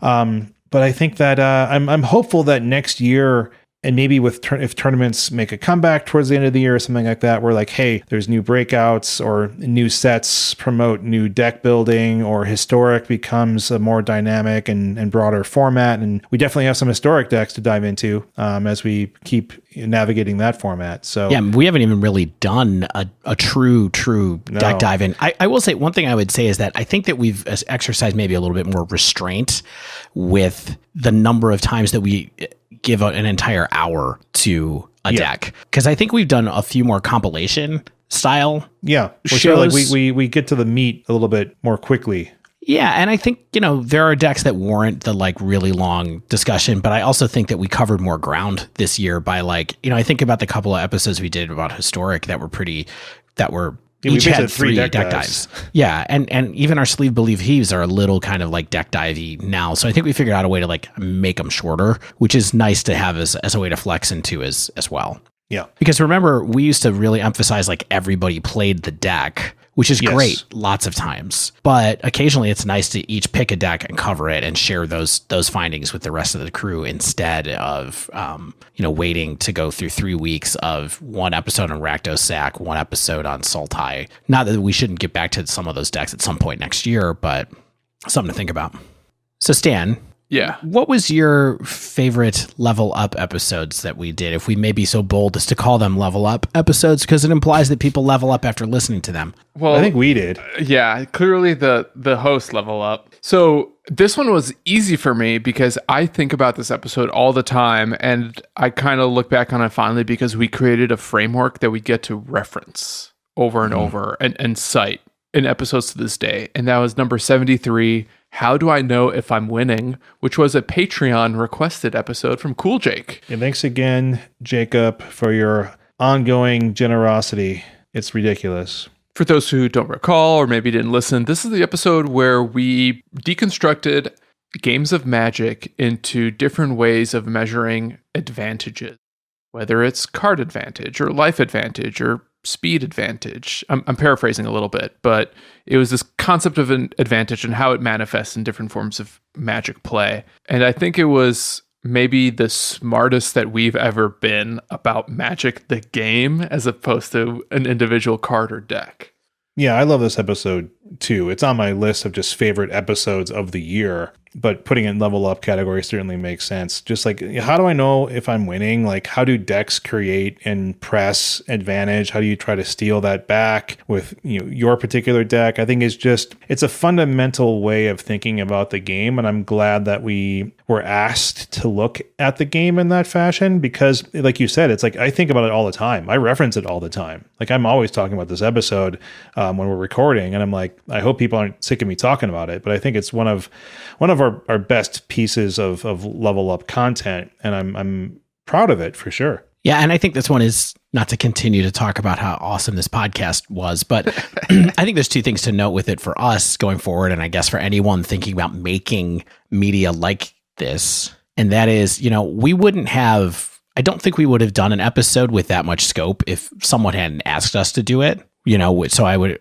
appreciate the encouragement from Jake and definitely who kind of thought he would like to hear our take on this kind of really complex problem.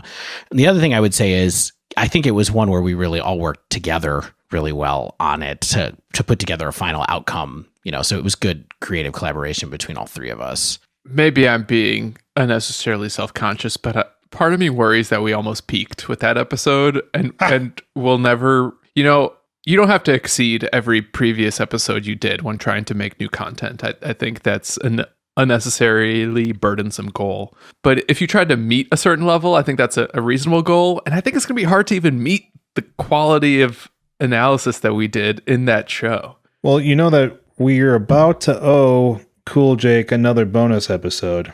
So we'll just get right back on that. He'll challenge us again.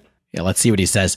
I'll say, Stan, I do think that those episodes are not for everybody. Sure. And so while some people might have thought that we really peaked, or some podcast hosts might have thought that, I'm glad we don't try to do those every month or every 3 months even, because, sometimes people want to tune in for meta analysis, and that's kind of like it. They want the pivot tables, and that's another thing they bring. So it's maybe the best example of a certain type of thing that we can do occasionally. But man, I mean, it's tough to like walk up to the media of like Magic production, content production, and be like, we're going to do a big picture strategic episode that like LSV probably should be doing and not us, And so we were thinking about that a lot when we were making it, trying to make it authentic coming from us, And so I think that was a big thing that helped it. And also, it's a lot of work for us. I feel like someone like Pat Chapin or like, Jerry Thompson, like they can, not to say they probably don't put tons of prep in their episodes, but I feel like they could do it off the cuff while we have to spend a lot of hours writing that, thinking about it, making sure it's going to make sense.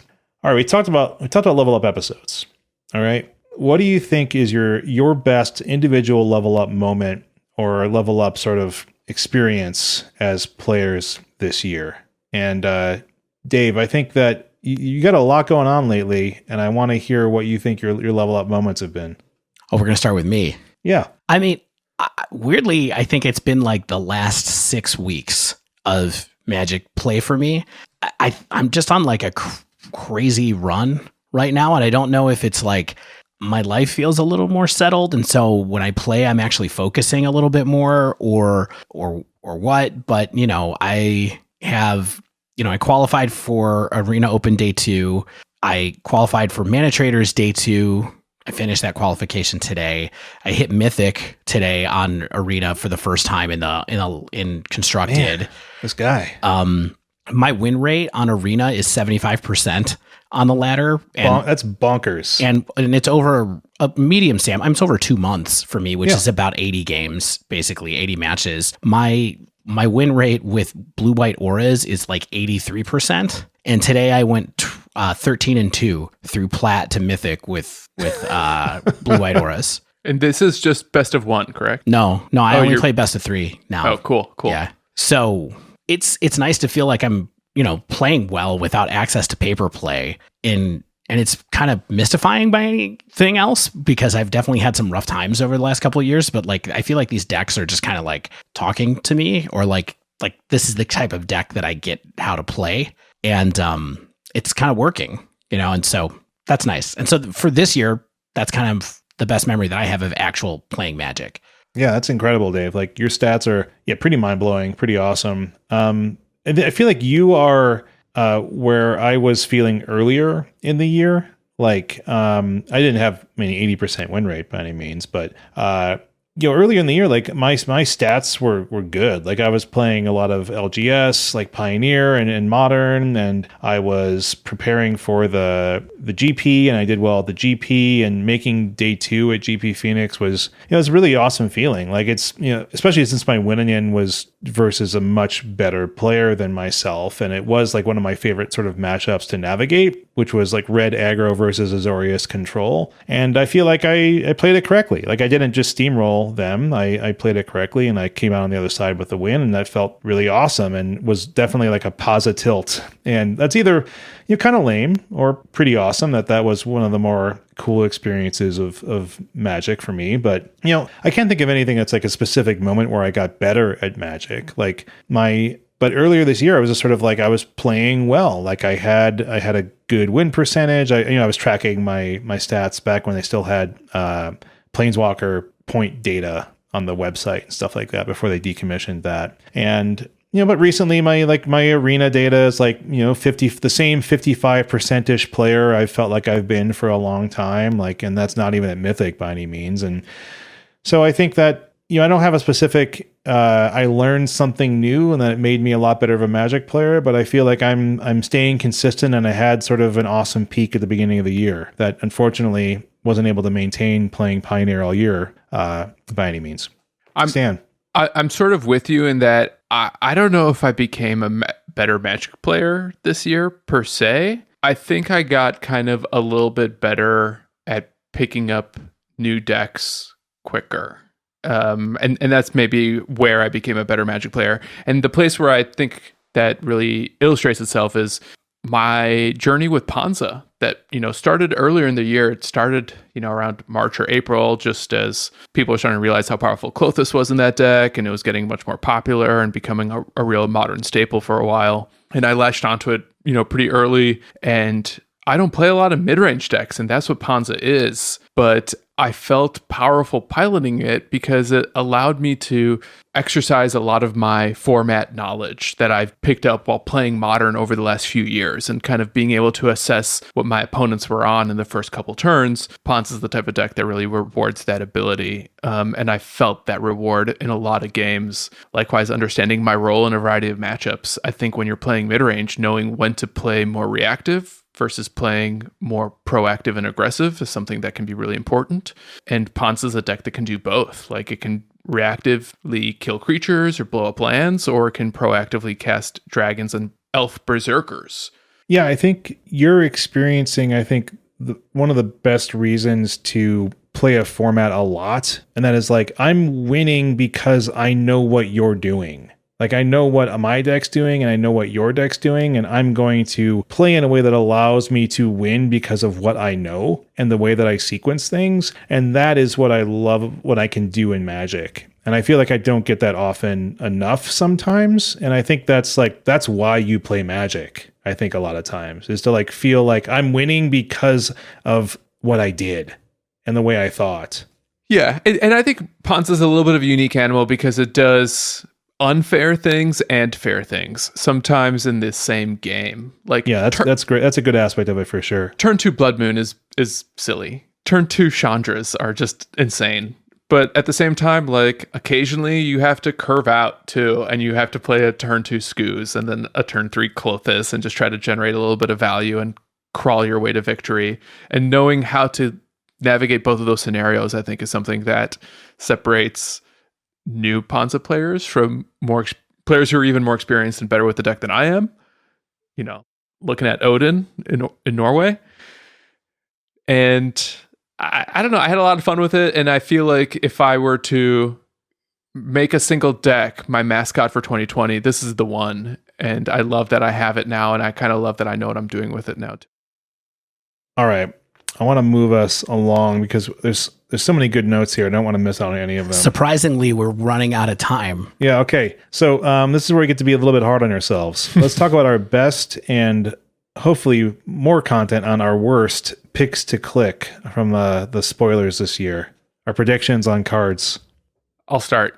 So in reviewing all of our Picks to Click episodes, a couple of these surprised even me, but I was hot on Shark Typhoon, which I guess is not surprising because it's a blue card that draws cards and scales and control decks, so no wonder I'd like it. But that's a card that's had a big impact on a lot of formats, and that we were able to call it out so early feels cool. Mm-hmm. I was pretty into Sprite Dragon when that came out. It was an Aspiring Spike episode. I don't think Dave was on that episode, or else you would have talked about it too. I was not high on that card at first, but I've grown in admiration for it lately. And then these are just a couple of honorable mentions. I really liked both Cleansing Wildfire and Seagate Stormcaller when they were spoiled. You don't get Seagate Stormcaller. That's just happenstance. But I totally predicted they would go in like very different decks. I got the wrong format and the wrong strategies format for them, but I still pointed out that these cards are cool. Cool cards, bro. My worst pick, I'll just do both of mine back to back. Fissure Wizard. Fissure Wizard. The 2-drop Goblin Wizard at common that lets you discard a card if you so choose. Yeah. It basically lets you loot if you want to. No, rummage. No, This is why I said it was bad. It's a rummage. Yeah, it's a May rummage ability. Whatever. Card's great. Everyone else is wrong. And then also Labyrinth Raptor, another Rakdos 2-drop that makes your menace creatures better. I just figured 2-drop uncommon. Surely this would be good. Make your menace creatures better. Who wouldn't want to play that? Turns out not a lot of good menace creatures in the formats we play. Yeah. All right. My two best, I think, I think my best one of the year was Scourge of the Skyclaves, which was one that I pre-ordered at a good price and felt pretty good about that because it turned out to be pretty format defining, especially in Modern.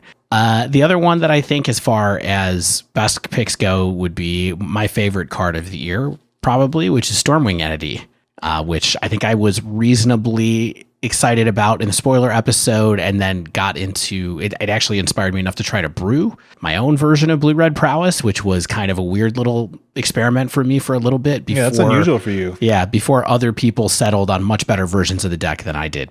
My worst pick, or I would say, or one of my worst picks, at least that I remembered, was a Heartfire Immolator, which is a 2-drop with prowess that I thought might be able to get there because it had a sacrifice ability that lets you deal its power in damage to a planeswalker or creature, which I thought could be good after an attack, or you prowess up and then kill something pre-combat to swing through with the rest of your team. Seemed like a possible thing, but just it wasn't really good enough. But I did not go through the notes. And so I would be curious to know if there is stuff that I forgot. Stan, did you see anything that you thought stood out? Yeah, there was this one moment that sticks out. I even have a quote here. You refer to a super awesome card, quote, hard to disagree with it being one of the best cards in this set. Any memory of saying that, Dave? So I will tell you, I remember writing this for a card, but I don't remember what card it was. So please tell me what it was. What if I told you the set is Ikoria, Lair of Behemoths? iLob. Oh, no, I still don't remember. It was I noticed. One Mind. Yes, of One Mind. Yes. Oh, yeah. Yeah. Do you still think it's one of the best cards in that set? No. Do I still think it's a card that might be something someday? Yeah, I do, I think. But clearly not yet. I mean, 1 mana for a divination is tough to turn away from. And so I feel like that's a card that's kind of going to be floating out there. I definitely tried some builds with it. I was super excited about it with Young Pyromancer, but I couldn't make those builds work. So I think it could still have life. I think objectively it's still a good card, but it needs a really specific home to work. Yeah. Maybe something with Fissure Wizard. Yeah, maybe. Shane, right. Shane, you've had a lot of good calls this year. Well, I mean, so hold on. I think this card, I just wrote about it first. I think one of us would have written about Skyclave Apparition. It feels too easy. Like I might not have actually given Skyclave Apparition enough hype. Like Apparition is probably the best white creature printed in years, and it's been enough to make some white or white adjacent decks viable again. Skyclave is the most played creature in Modern, y'all. It's in 20% of Modern decks on Goldfish, an average count of 3 copies per deck. Absolutely incredible that a white 3-drop is the most played creature in Modern. It does so much. It really just does so much. Yeah, It's a lot. I actually have a little bit to talk about this in a second, I think, too. I'm also moderately happy with my call on Elder Gargaroth, which I put into like the playable sideboard card in Pioneer and or Historic. We weren't talking about Historic at the time. And I also think I was proven right by saying Chandra's Incinerator was not the truth in Burn. It's been there sometimes, but it is not there right now as far as I can tell. My bad take, I think, would probably be Fiend Artisan. In the set review, my notes said this was kind of absurd. I said it was like a toolbox and a beater. I said it was a birthing pod variant that could be collected companied for at the end step. I thought it would go into like Vengevine, Yawgmoth, Aristocrat style decks, and it's a commander card. Well, I will say this, Shane. Every once in a while, like a Historic Sacrifice deck will whip out this, or I think it's these playing the mono black decks too. And occasionally it comes out and I'm like, I have no way to beat this card. I am going to lose because I don't run Fatal Push and it is a 13/13. Yeah, I mean, I thought it had some legs. I don't know if it really does, but it's good for commander. It's got 6 legs because it has like those extra appendages on the side of its spine. All right. We had our best and worst picks to click. Let's talk about perhaps our worst take on a Sleeve, Believe, Heave episode, or perhaps our best. Something that we said was a good deck or a not so good deck, and we were proven wrong in the end. Yeah. Listen, 2021 challenge. Let's get Stan to stop talking about elf decks. I did it in the Core 21 Sleeve, Believe, Heave. I did it with Ikoria. I did it in the heckin' Mana Traders qualifier episode. Maybe Historic Elves can be my new outlet for my favorite tribe, but until then, I have to stop giving this deck any airtime in our Sleep, Believe, Heave episodes. We thank you, Stan, for your future commitment. Allosaurus, whatever the heck. Allosaurus Parachuter, super good. Allosaurus Sherpa. Just wait till they make it legal. Come on now. I think my worst take on a Sleeve, Believe, Heave was Pioneer Oops All Spells, which, if you remember, I played like the week it sort of became a thing. Like, this was brand new. And I said like it was a watered down modern deck. I was like, it's powerful and cute, but it's disruptible. It's not even guaranteed win if you go off. But now these 95 card Yorion versions, which is still just wild to me, is the standard deck. And it's like one of the top tier decks in Pioneer, one of the powerhouses you're going to see. I definitely didn't give this deck enough credit, and I kind of discarded it a little early. But again, I was just net decking what was out there right then, but I was surprised to see it become a legitimate threat in Pioneer. Dave has no notes for this section because no bad takes. I was surprised. I just flipped through again to see if I could find a bad take really quickly. And guess what? No bad takes. No. Oops, no bad takes. Oops, no bad takes. Yeah. No, I think that we were pretty good with our Sleeve Believe Heaves this year. I will say, in some ways, it was because a lot of the Sleeve Believe Heaves that we did were decks that were pretty clear that they were going to be great. But anyway, I will dig deep into the archive for one that I think I missed, which is, do you guys remember the Theros Beyond Death Sleeve Believe Heave episode at all? Anybody remember that? Yeah. Do you remember what deck I played for the Theros Beyond Death episode? No. I played Dimir Inverter. Oh, yes. The very first week that deck came out. And I definitely was kind of like, this deck is not going to be good enough to be a problem in the format, I believe was my take after playing it. I think I said Mossy said that too. Yeah, I think I said that it was a real deck where I was like, yeah, I think that this is good, but I don't think it's oppressive enough. And I think I went 2-8 across 2 leagues with it. So I was kind of doing a little bit of small sample size stuff there for sure. But I think that would probably be my worst take then. That Inverter is nothing to worry about, everybody. Don't worry about it. In the end, right now in December of 2020, you're absolutely right. It's nothing to worry about anymore. No. All right. Let's talk about not necessarily our takes per se, but looking back on the year of cards and anything that sticks out to us as big movers and shakers in Magic the Gathering in general. Cards that defined formats in positive ways and things that we are glad that we get to play with nowadays. Shane, best cards of 2020. Go. Okay, I like Skyclave Apparition again because I think it's a great idea of a card and gives white a really important tool that doesn't need like a splash into blue like something like Deputy of Detention did. It's honestly so good, I'm concerned. And it's so disruptive that I think it's going to be hated by a lot of people in the coming year or so because it has an Oko-like effect, right? It's like, hey, your card no longer matters. And it's really good at doing what it does. And that invalidation of a text box feels really bad, like somehow worse than just removing it in the first place. And it's also, it handles non-creatures, which is really strong and really important. And so I think that Skyclave is great, and I'm worried it's too great. But I think just the weakness of white in general might keep it in check. I think this card is so important that it exists, and it made an entire branch of decks kind of return to viability with a single inclusion. Yeah. And it's on my list as one of the best cards of the year just because I don't even play a lot of decks with it, but it's just like, number one, I need to remember that the card exists because a lot of times I'm playing decks now and I'm like, they're in white, they can't do anything. And then they're like Skyclave Apparition. I'm like, oh yeah. Yeah. And then I also think the pathways are really important. I think they're like a novel land cycle. I think they're a fun idea. I think the art's really good. I think it does enough for the less powered formats that we care about to see play without seeming like busted. Would they have made your list if the art was not good? Yeah, no. They would have been straight in the garbage. I gotta say, I'm bummed that there's no reason for these cards to make it into modern. Like, yeah, right? It's just not the right format for it. I don't think they're ever going to be there. You just don't need them.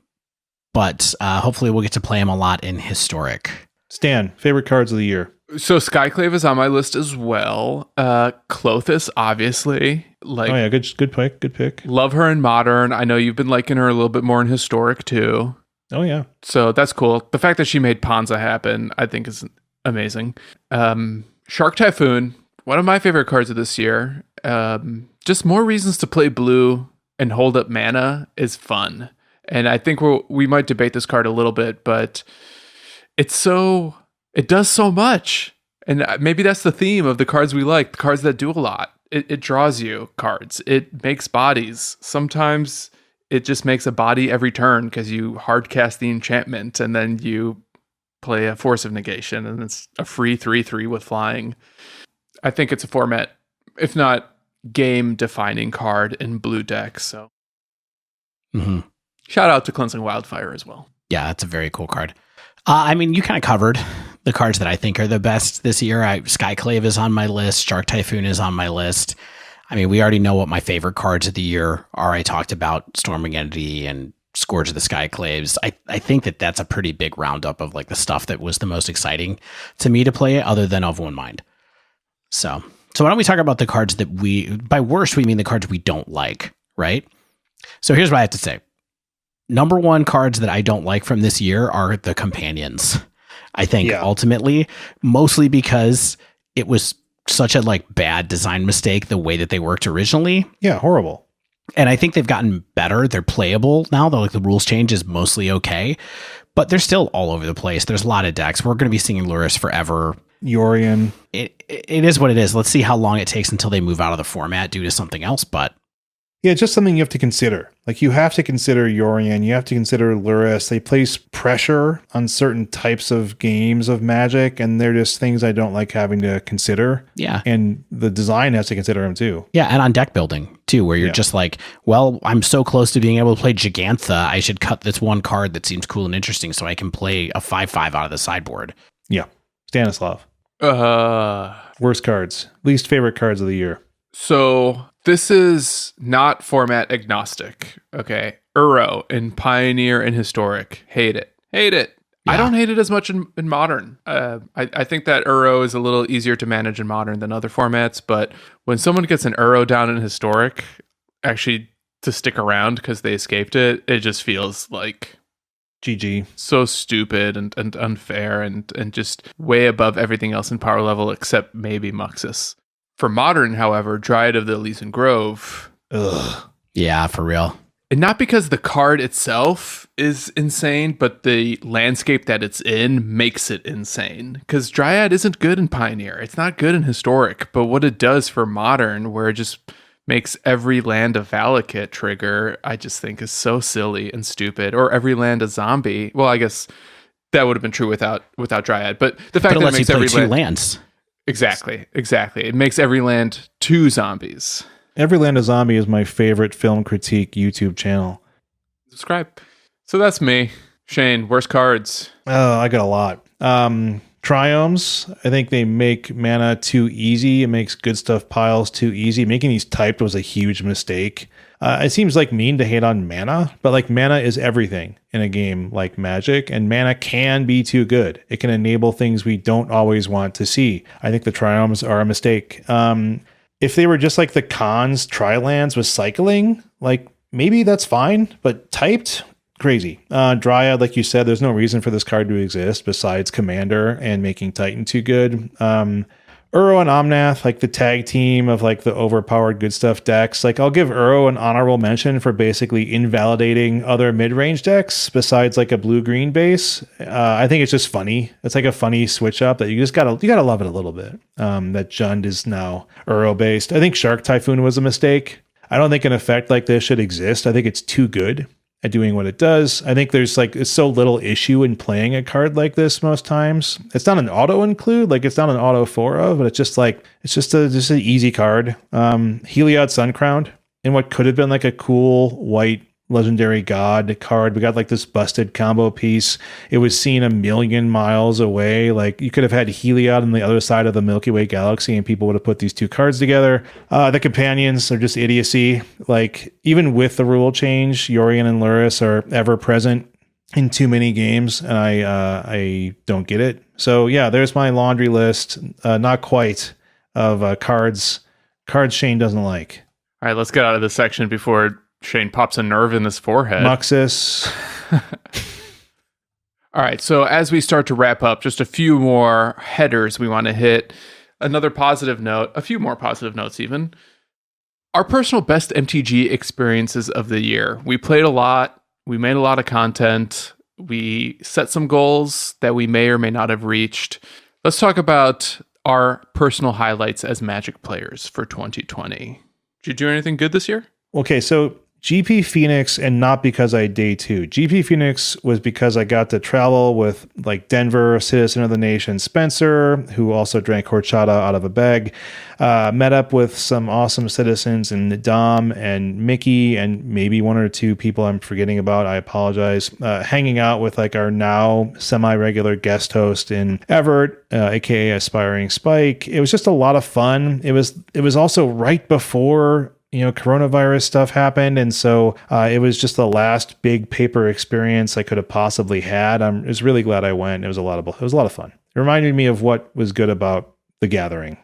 Yeah, I had a lot of fun this year, and it's hard to pick a single moment. So I will just settle on the time I decided to build Mono Green Tron because it was on sale when Double Masters came out. I'll just say the best part of Magic for me this year has been making this show with you two and with our excellent supporters and listeners and everybody. It has been a major part of keeping my mental health together during the pandemic. And so I hope that, as much as people have helped me through this by just having a little community to be a part of, I hope we have also helped you have something to distract you. Hear, hear. For sure. All right, let's thank some guests. Yeah, we got to thank our guests. We had a lot of guests this year. Let me do like 4 or 5 and I'll pass it off. Okay. Best guest of the year. In no particular order. I think it's in chronological, maybe. Todd Anderson. He's streaming a lot of Call of Duty more than Magic these days, which is fair. It's been a year for Magic. He streams at twitch.tv/strong_sad. Michael Rapp, guest episode. He still writes for Card Kingdom. The Pen Sword, another bonus episode. Apparently on an indefinite hiatus from Magic. Aspiring Spike, our buddy Everett, is still streaming full-time on twitch.tv/aspiring spike, all one word. He has a great community. He's a great modern brewer, great player, awesome regular co-host for us. He's an asset to the community and to us as a podcast. Can't wait to have him on again soon. We've had trouble lining up recently. Pass it over to you, Stan. Ryan Overturf came on for a bonus episode about prowess, still writes for Star City Games. Of course, shout out to Cave Dan, co-host of one of our sister shows, Faithless Brewing, still one of my favorite Magic podcast that is not the Dive Down. Very important part of the non-rotating format podcast family. And we've always appreciated Faithless Brewing's dedication to making awesome content and putting their own unique spin on a podcast. So you can check them out at faithlessbrewing.com. Shout out to DZMTG, one of the other bonus episodes we got to do this year. I got to talk to him about making TikTok videos and other content. We mentioned it a few times, but Patrick Sullivan came on for a bonus episode. He still writes regularly over at Star City Games and is now working with Wizards as a game designer, as well as still doing some commentary for their live streamed tournaments whenever those happen. And last but not least, Remy MTG, still making hilarious YouTube sketches and music parodies. You can find him over at youtube.com/RemyMTG, all one word. All right, so that was 2020 for the Dive Down. How do you want to close this out? Let's try to do it a little esoterically, and I want to ask you a broad question. Do you think 2020 was a good year for Magic the Gathering? I think 2020 showed me at least that Magic is a flippin' tough game to keep down. Like, I'm still not sure if that's like the hundreds of thousands of players just being afraid of like their collective sunk costs being squandered away, or if people just love this flawed and expensive card game and the community that's built around it so much that they will continue to play in any way that they can. Whether it's creating community tournaments, whether they're playing over their webcams or they're playing on Arena. There's so many people that are still heavily engaged in this game and still loving it and still talking about it every day. And that's awesome. Like, Magic is resilient and successful, even though it's a 26-year-old paper game. Yeah. I mean, I think it's impossible by definition to say that anything had a good year in 2020, right? But I think Magic has done as best it can. And I think that it's survived maybe even more than I thought it would. I think that it's come through better than I feared, and maybe did even a little better than that. So we'll see what kind of interesting stuff is coming up in the next couple of years with new cards and Kaldheim spoilers and everything as we go on into 2021, and just kind of keep our fingers crossed for some kind of a return to paper play and go from there. But I do think that, like Shane said, it showed the resiliency of people wanting to continue to play. I mean, you guys just stole my thunder, basically. I think it kind of reveals a couple things. Something that Sullivan mentioned in that bonus episode is like, Magic's been around for a quarter of a century. Let's see any other game last this long. And he talked about things about like the stories that come out of in-game moments, like drawing that perfect card off the top of your deck, or flooding out, or getting mana screwed, what have you, and how much that contributes to what this game means to people. And I think we saw that being as basically the thing that kept us playing for so long. I don't think it was just about sunk cost. I think it was about the fact that there's something about this game at its core and essence, whether it's how you play with physical cards on the table or how you move around digital objects on the screen, that's really fun and conveys so much emotion and generates so much emotional reactions from players, that it kind of proved to me that every time that someone says X is going to kill Magic because of WotC's decision, they're almost always going to be wrong until like Renton, Washington disappears from the face of this earth or something, because this game is more resilient than I think anyone, at least on this podcast, might have imagined. And one way that I'll illustrate this about myself is that you guys might recall, like, there was a point a few months ago where I started talking about the quality of Magic the Gathering as a video game, where it's a great game, but it's not a great video game. And I was starting to even question how long I can remain a Magic player if I can only engage with it digitally. And then after that, we bought into Historic, and I just feel so differently now. And the fact that there's ways to continue to expand our horizons and do new things that can be fun and can encapsulate who we are as players, and on some level encapsulate our personalities a little bit. As long as that remains possible, and as long as I can engage with this game with my friends and other, wonderful people and like-minded players, I think I can potentially endure this game as a video game for a lot longer than I used to think. Yeah, so I mean, I just look at it like it's a good year for Magic in that people still care about the game, we still care about the game. Everyone's excited to come out on the other side of all this, hopefully, and experience the Gathering again. And that's what I want to look forward to in 2021. And I just think that everyone is. And I think that we can enjoy Magic for what it is in the meantime, and it'll only be better in 2021, I think. All right. That wraps up this year of podcasting. Good up, guys. Good year. Thanks everyone again for being with us as fans and listeners, and likewise our guests as fellow collaborators. But we got to call it for today. If you haven't... I have one 2021 prediction before you go. I'm going to predict that we are going to have dive down hats in 2021. I'm going to get these hats made, Stan. I'm going to do it. There was a prototype made. There was a prototype made. Stop doubting my hat, Stan. It's going to happen. Unless it's a fedora, I'm not wearing it. Fair. Listen, if you haven't, make sure you subscribe to our podcast so you get the latest episodes as soon as they come out. Every Friday, if not sooner, in 2021, there will be an episode of The Dive Down. I think. I hope. I bet. Also, if you use Apple Podcasts, please leave us a rating and review. If you'd like to submit a question to the podcast or pick our brain on something related to Magic the Gathering, modern, historic, or even Pioneer, you can tweet us at The Dive Down, all one word. You can email thedivedown@gmail.com, or you can find us on Twitch, where we stream ourselves recording every Monday night, twitch.tv/thedivedown_Shane. We like to stick around for a few minutes after recordings and chat with the people in Twitch chat and answer some questions there too. And that gets deleted right away. So if you're not there, this thing's gone. Until it comes out for the general public. Correct. Yeah. If you'd like to support the show, you can join our Patreon over at patreon.com/thedivedown. Joining at any tier gets you into our super secret Slack channel. Joining at higher tier gets you swag like tokens, signed cards, playmats, custom episodes, and apparently hats, maybe eventually, perhaps. Also, shout out to Mana Traders for sponsoring The Dive Down. You can sign up for Mana Traders using promo code The Dive Down, all one word, and get 15% off your first 3 months of renting Magic Online cards. If you play Magic Arena, you can support The Dive Down without spending any money using our affiliate link to download the free deck tracking software, Untapped. You can find that at untapped.thedivedown.com. As always, special thanks to the bands Nowhere and Spaceblood for letting us use their music.